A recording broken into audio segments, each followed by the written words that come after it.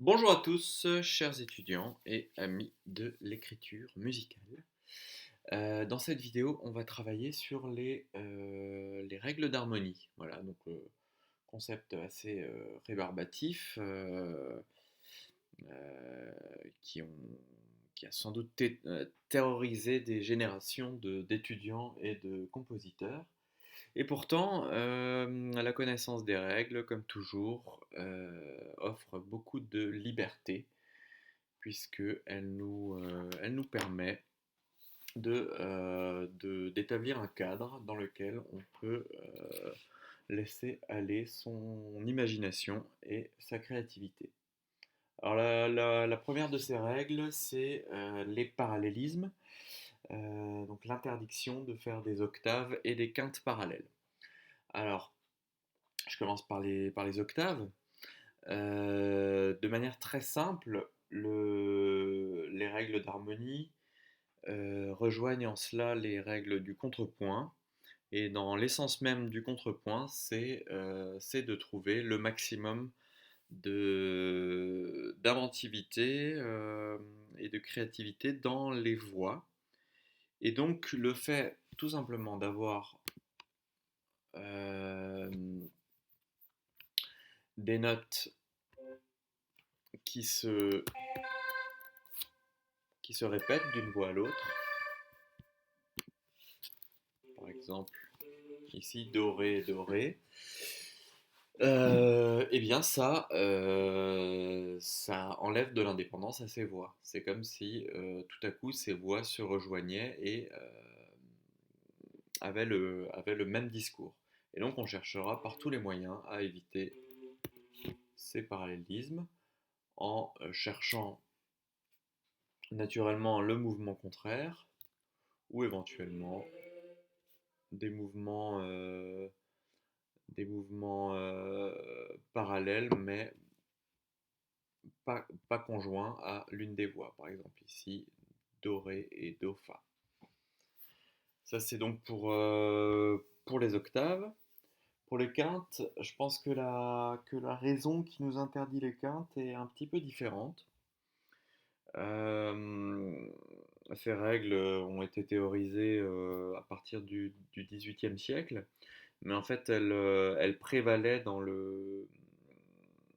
comment dire, les compositeurs ne faisaient pas de quinte parallèle déjà avant que ces règles soient théorisées. Et je pense que tout simplement au moment où naît la musique tonale, euh, c'est-à-dire où on quitte peu à peu la modalité pour aller vers la tonalité, c'est-à-dire aux alentours du XVIIe siècle, eh bien le sentiment tonal, par exemple ici en Do majeur, Do, Ré, Mi, Fa, Sol, doit absolument être installé. Or, si j'ai une autre voix qui en même temps que je fais Do, Ré, Mi, Fa, Sol, La, Si, Do, Ré, non pas que ça sonne mal, ça sonne pas spécialement mal, mais par contre, ça instaure une sorte de flou tonal, c'est-à-dire qu'on ne sait pas si la tonique est ce Do, Do, Ré, Mi, Fa, Sol, ou si la tonique est ce Sol, Sol, La, Si, Do, Ré. Voilà, donc là c'est vrai parce que c'est sur 5 notes qui suivent, mais du coup on a instauré cette règle que même pour 2 notes qui se suivent, on ne ferait pas de quinte parallèle. Donc du coup, c'est toujours pour éviter les quintes le mouvement contraire qui doit prévaloir, ou éventuellement le mouvement oblique, avec là une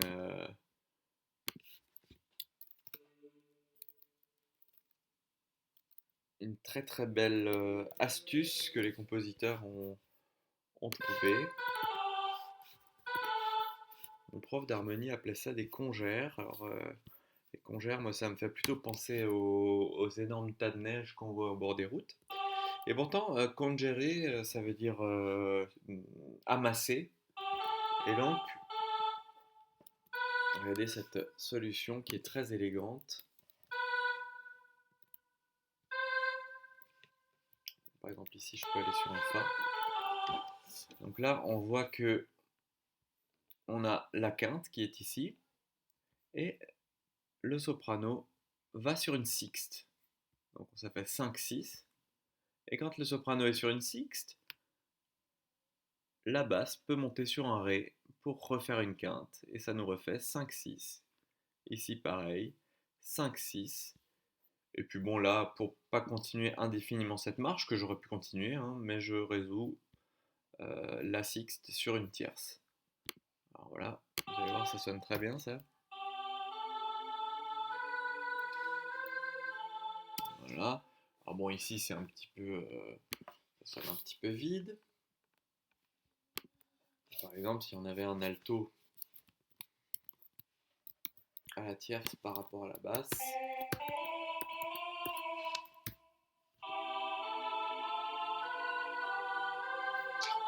Voilà, c'est très joli, hein, parce que du coup ça nous fait en termes de degrés 1, ensuite le sixième degré mais sur son premier renversement, donc 6, chiffré 6, puis on arrive sur un second degré chiffré 5 qui se transforme en septième degré, 7 chiffré 6, puis troisième degré qui devient premier degré chiffré 6 et on va vers le quatrième.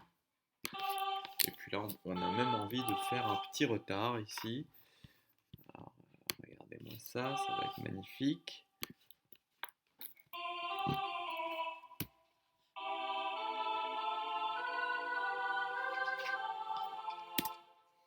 Voilà, très sympa. Alors vous allez me dire qu'est-ce qu'on fait du ténor? Eh ben, le ténor, il faut lui trouver une manière de remplir tout ça. Donc on va pas doubler le mi. Hein, on verra tout à l'heure qu'on double très très rarement les tierces des accords. Donc du coup, on va pas doubler le sol parce que le sol va au la assez rapidement. Donc on double d'abord le do.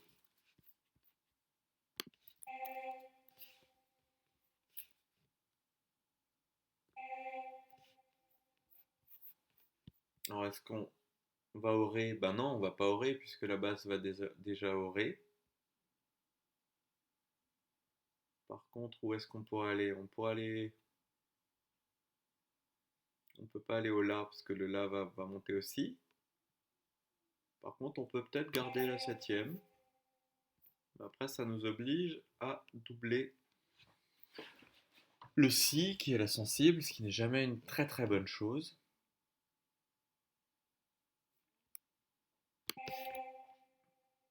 Alors peut-être qu'on va quand même doubler le mi pour ensuite revenir mi, ré, do. Là, on va rester sur le do.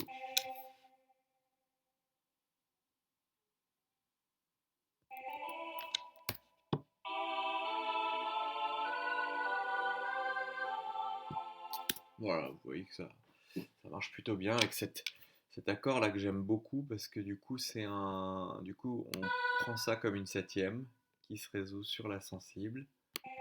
Dans cette position, ça sonne toujours bien les septièmes dans cette position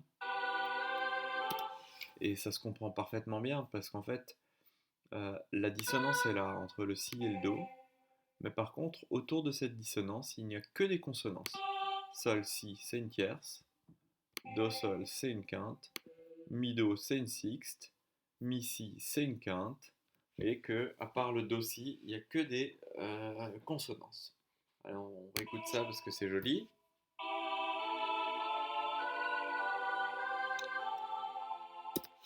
Voilà, bon, c'est sympa.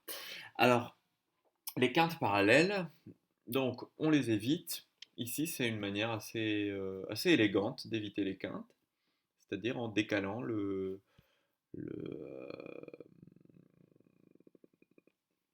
en décalant le rythme tout simplement.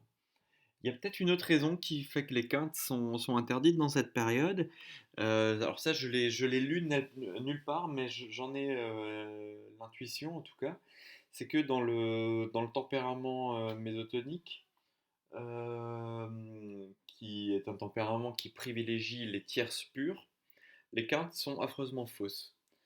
Et du coup, on cherche plutôt les mouvements de tierces parallèles dans cette musique qui apparaît à la fin de la Renaissance et au début du baroque. On privilégie vraiment les tierces et les sixtes parallèles, qui sont des intervalles qui du coup sonnent extrêmement bien, et on évite absolument les quintes qui du coup sont un petit peu dures. Je tiens pour preuve de cette théorie enfin de cette théorie, c'est pas une théorie, hein, j'invente pas des théories, mais de cette intuition que j'ai, que à partir du moment où le tempérament du clavier devient égal, eh ben, on utilise de nouveau des quintes parallèles. Voilà, le tempérament vraiment égal arrive au début du XXe siècle, et très vite, des compositeurs comme Debussy chercheront ces couleurs de quintes parallèles, avec éventuellement la tierce au milieu, mais pas forcément.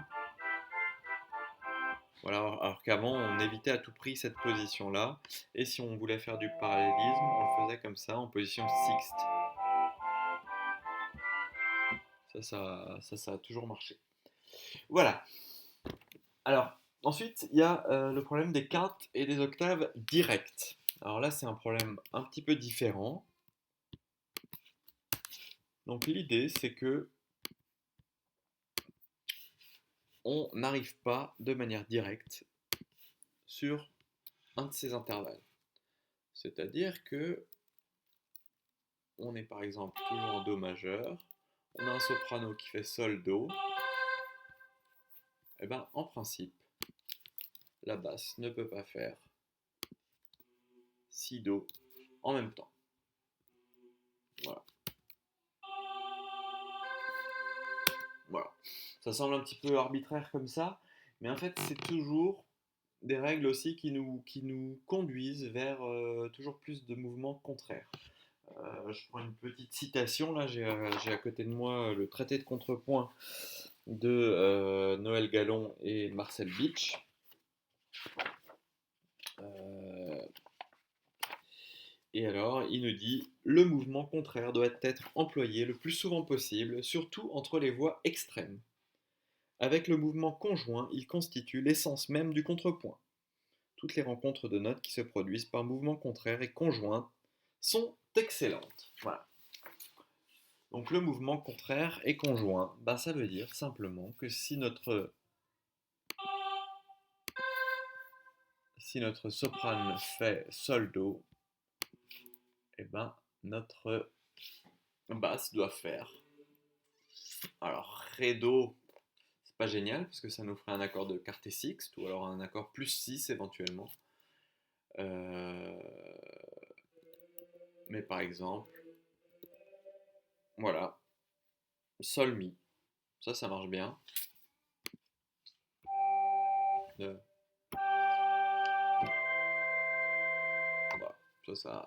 Ça fonctionne très bien. On peut aussi imaginer, par exemple, que le soprano fasse Si Do, et à ce moment-là, le Ré Do sera le bienvenu. À ce moment-là, ce sera plutôt un accord de plus 6-3, donc avec un alto qui du coup fera Fa Mi, voire même Fa Sol. Allez hop, Fa Sol, soyons fous.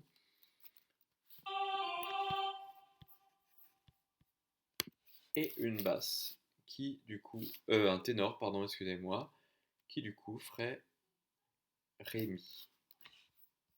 J'aime bien cet enchaînement.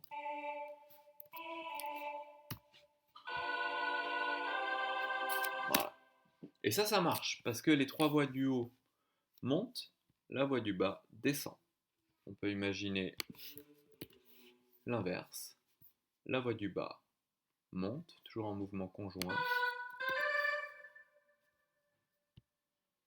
le soprano descend au do, l'alto fait sol sol, et le ténor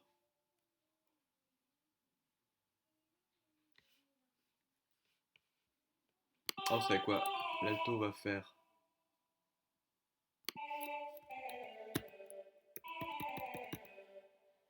Voilà. L'alto va faire sol mi. Le ténor reste sur sol sol.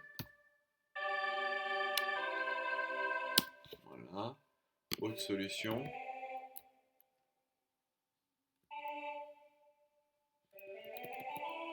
Possible aussi.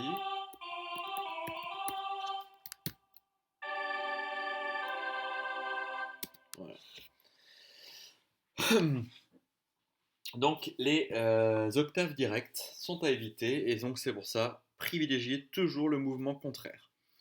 Il y a beaucoup plus de tolérance sur ces histoires de mouvements directs entre les voix intermédiaires. C'est-à-dire que bon, entre si le ténor et l'alto faisaient une octave directe, par exemple comme ça, ce serait beaucoup moins grave que entre le soprano et la basse, parce que là, ça s'entend vraiment beaucoup. À l'intérieur des voix, les choses sont un peu plus noyées. Et donc ça, c'était les octaves directes. Et alors pour les quintes directes, c'est un peu pareil. On fera pas. Si par exemple la basse fait si do, eh ben, le soprano va pas faire ré sol. Même si j'essaye de bien l'arranger. Sol sol ici. Et puis ici on va faire ré mi.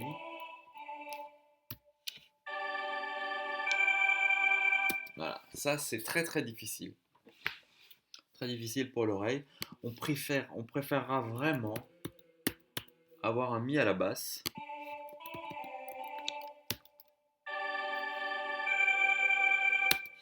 Voilà, le mi à la basse. Alors bon, ici il arrive par mouvement, par mouvement direct, mais comme c'est une sixte, il n'y a pas de souci. Après, on peut aussi l'arranger en venant du sol, plutôt ici. Donc là, il nous faut du coup quelqu'un qui fasse si do. Voilà. Et là, vous voyez que ça sonne très très bien. Parce que voilà, l'accord de sixte permet cette grande ouverture dans les voix aiguës. Alors justement, ça me fait une transition sur les doublures dans les accords. Alors ça, c'est pas des choses qui sont interdites, mais c'est des choses que je vous recommande fortement. C'est de ne pas doubler la tierce sur les accords de sixte. C'est-à-dire que si ici, regardez, même si je voulais doubler la tierce ici, eh ben, je serais très embêté. Euh, donc cet accord de sixte, c'est-à-dire si je voulais mettre un mi ailleurs, eh ben, du coup je serais obligé de faire ça. Alors ça me fait un mouvement assez disgracieux. Ça fait qu'ici j'ai pas de do, donc du coup il faudrait monter là. Mais là ça me fait des quintes directes, ce qui est vraiment pas très heureux. Voilà, c'est un peu dur là, on entend vraiment les altos crier là sur leur dos.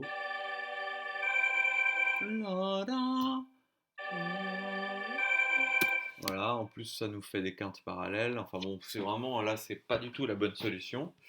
Et donc vous voyez que très naturellement, ce qui marche le mieux, c'est dans les accords de six de ne pas doubler la tierce. Je reviens à cette position là. Voilà. Alors ensuite, il y a différentes possibilités.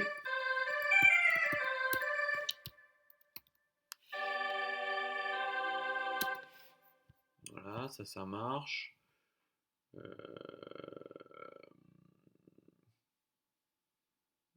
Il y en a beaucoup d'autres.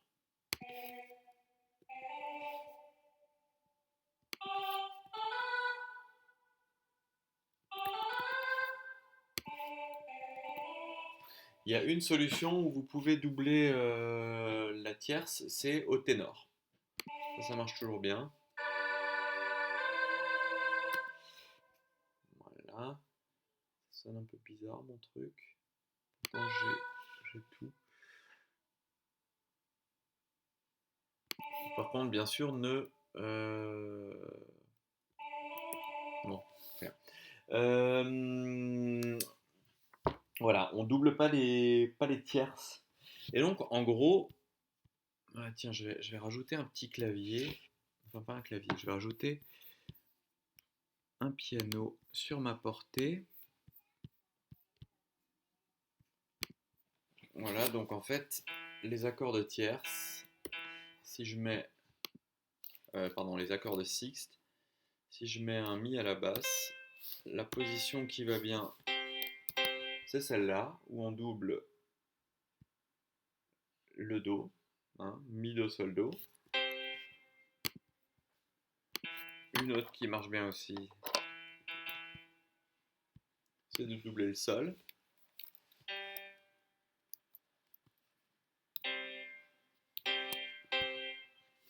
Voilà. Ces deux positions marchent bien. Et éventuellement, si on double au ténor, si on double la tierce au ténor, ce sera comme ça. Voilà, je l'ai mis en blanche, c'est pas parce qu'elle est mieux que les autres, hein, c'est juste que elle est possible aussi. Ah pardon, oui, ça ne peut pas marcher. S'il y a l'enchaînement à côté. Hop. Voilà. Alors, on ne double pas non plus la sensible. La sensible est une note à mouvement obligé. C'est-à-dire que en gros, une sensible se résout sur la tonique.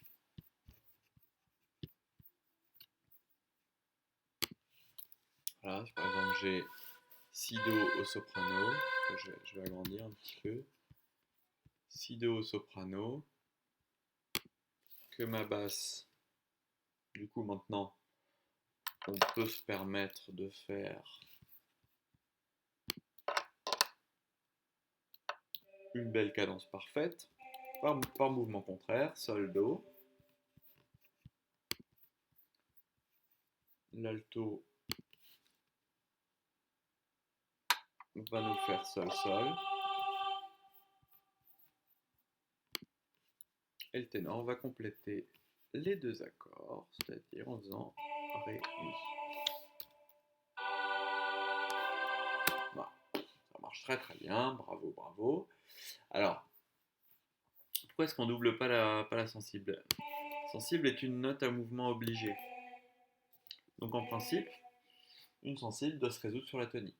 Donc, si par exemple mon ténor est aussi sur la sensible, ah bah en principe, le ténor devra aussi monter sur la tonique. Ce qui nous fera des octaves parallèles. Voilà, tout simplement. Euh, alors vous allez me dire, oui, bon, on peut peut-être déroger sur le fait que la sensible doit monter, il pourrait faire si mi. Voilà, ça marche plutôt bien, hein, mais on entend un peu trop cette couleur de la sensible et on préférera avoir un accord complet avant et un accord complet après. Voilà, et donc si on est sur une position de sixte,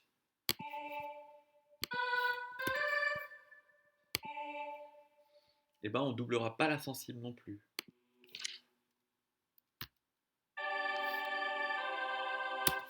Voilà, parce que déjà on double pas trop la tierce dans les accords de sixte, et puis là on a la sensible, ce qui nous fait si do, on n'a pas envie d'en entendre une autre qui fait si sol ou bien qui fait si mi. Voilà, tout simplement. La sensible est une note extrêmement sensible et elle demande à ne pas être doublée. Autre note à mouvement obligé, ce sont les septièmes. Si par exemple on est dans une marche de septième, on va se faire une marche de type, Autumn Leaves, si vous voulez bien. Donc,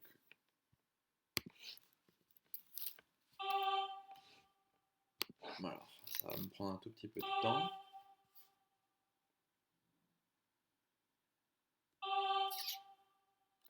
Oui, je suis en mi mineur. Je vais juste changer la tonalité vite fait.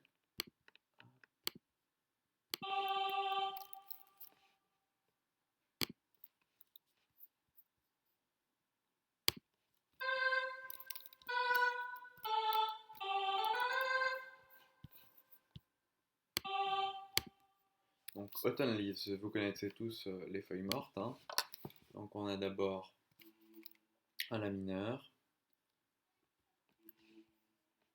qui va sur un Ré, qui lui-même va sur un Sol, qui va sur Do, qui va sur Fa dièse 7 bémol 5, Si majeur, et qui se résout en Mi mineur.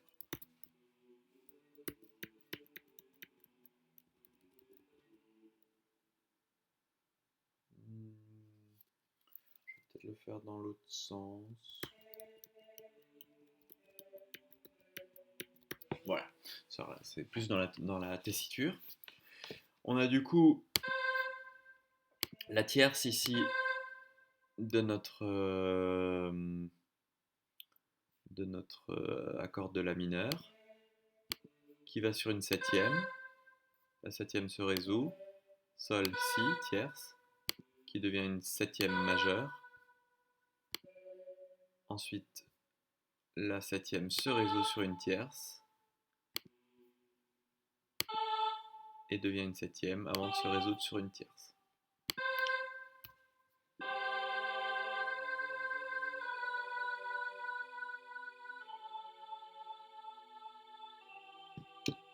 Voilà. Bon, ça c'est la marche de septième vraiment classique. L'alto, du coup, à préparer. Alors dans Autumn Leaves, on prépare pas, hein, parce que dans le jazz, on s'en fiche un peu de préparer les septièmes. La couleur est suffisamment assimilée. Mais là, en tout cas, nous, en harmonie classique, on prépare. Pour arriver ici, du coup, sur une septième. La septième se résout toujours sur une tierce par rapport à la basse. Et on continue. Ça redevient une septième, Fa, Sol, enfin Sol, Fa, qui se résout sur Do, Mi, qui lui-même va sur Fa, Mi, la septième, qui se résoudra sur un Ré dièse puisqu'on est en Mi mineur, et sur un Mi.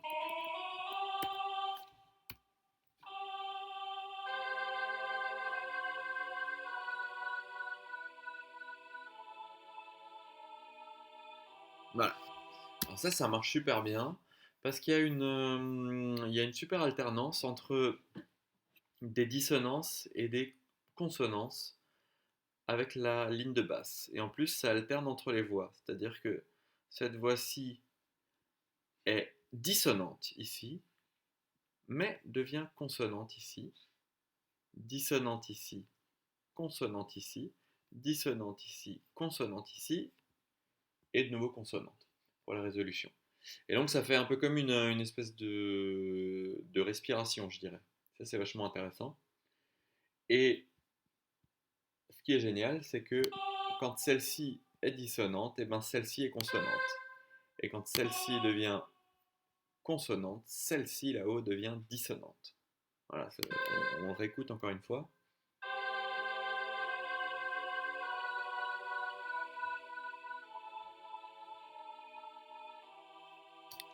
Voilà.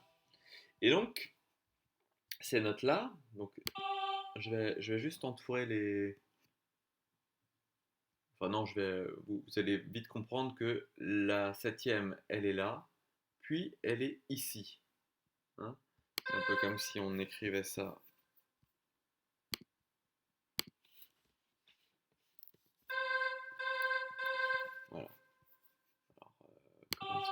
peut l'entourer. Je vais juste lui mettre un petit accent, par exemple, juste pour dire que c'est la septième. Et ici, la septième est là.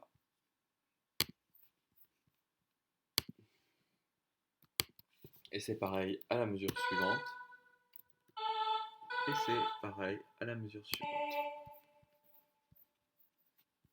On n'oublie pas le ré dièse, bien entendu. Voilà, on réécoute encore une fois.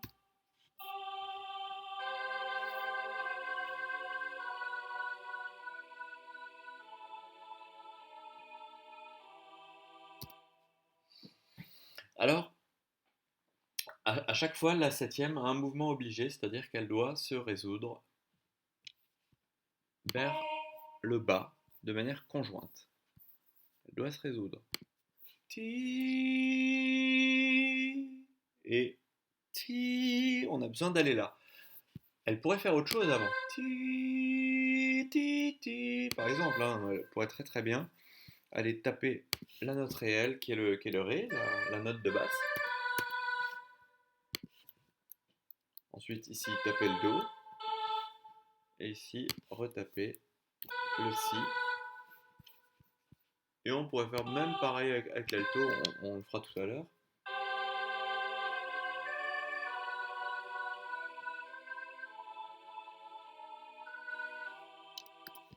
Voilà, on va s'amuser avec l'alto.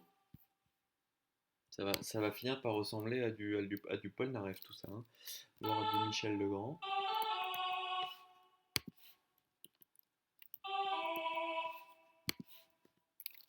Depuis que je suis loin de toi, je suis comme loin de moi.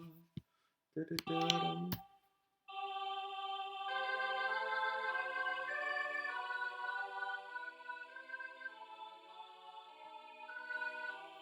Voilà, bon, etc. Donc ces notes à mouvement obligé, j'enlève là mes petites fioritures parce qu'en fait la structure du morceau c'est ça. Ces notes à mouvement obligé, elles peuvent pas être doublées. C'est-à-dire que notre ténor, eh ben, on va être bien embêté pour le remplir, puisque ici, on ne peut pas mettre de sol, déjà parce qu'il n'aura pas été préparé, mais en plus parce que le sol doit se résoudre de manière obligée vers le fa, et que ça, c'est déjà pris par l'alto. On peut par contre mettre un do, puisque le do, au moins au début de la mesure, il n'a pas de mouvement obligé. On pourrait mettre un do. Mais on pourrait aussi compléter l'accord, c'est-à-dire avec un mi. Allez, on va compléter l'accord avec un mi. Alors, le mi, il peut descendre au ré. C'est-à-dire ça nous fera un, un grand parallélisme ici, là, entre l'alto, le ténor et la basse, qui descendent, mais comme le soprano reste en place, ça peut être très joli que les trois voix descendent pendant que le soprano reste en place.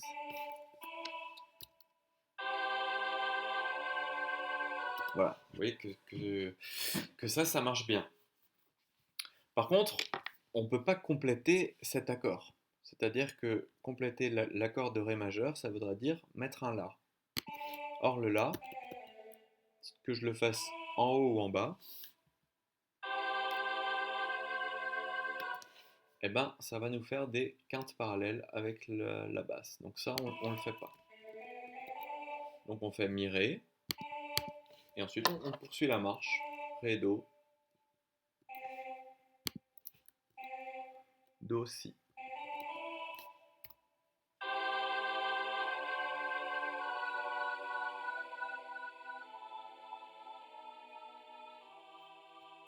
Voilà, vous remarquez qu'à chaque fois, il y a des octaves directes entre le ténor et la basse, mais ici, c'est pas gênant, parce que c'est avec une voix intermédiaire, et qu'en plus, la voix du haut procède par mouvement conjoint, alors que la voix du bas est par mouvement disjoint. Il y aurait plus de problèmes si c'était l'inverse. Donc ici, vous voyez qu'il y a un accord sur deux qui est complet, et l'autre qui est incomplet. Et bien en fait, dans les marches de septième, c'est toujours comme ça, en tout cas quand on est à quatre voix. C'est-à-dire qu'il y a toujours un des deux accords qui est complet et l'autre qui est incomplet. Ici, c'est le premier qui est complet et le deuxième qui est incomplet. Mais on peut choisir de faire l'inverse. C'est-à-dire de compléter le deuxième accord avec un La. Donc ici, l'accord est complet, Ré, Fa, La, Do. Ici, il est incomplet, La, Do, Sol. Il n'y a pas de Mi. Et on ne peut pas mettre de Mi, hein? On ne peut pas en mettre. Et ben, on continue la marche à ce moment-là. Sol, Sol, Fa, Fa. Ah oui, j'ai oublié de résoudre la fin. Là, on va vers Mi.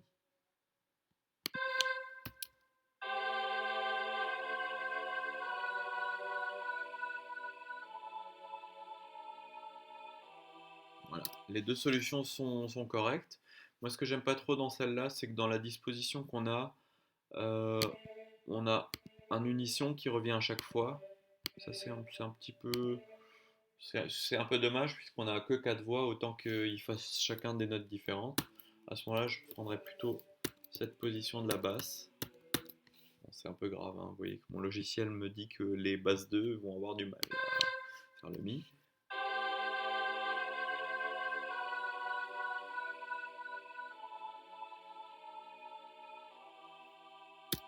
Voilà, je vais m'arrêter là. Donc, assimilez bien ces règles. Pas d'octave, pas de quinte parallèle. Évitez au maximum les quintes et les octaves directes. Ne doublez pas les tierces dans les accords, sauf dans les accords de sixte, pardon. Et même dans les accords, c'est jamais très très bien de doubler les tierces. Ne doublez pas la sensible, absolument pas. Ne le faites jamais, sauf... non, essayez de ne pas le faire. Et ne doublez pas les septièmes non plus. Et vous verrez que malgré même en observant toutes ces règles, l'écriture offre encore beaucoup de liberté et de créativité. À bientôt!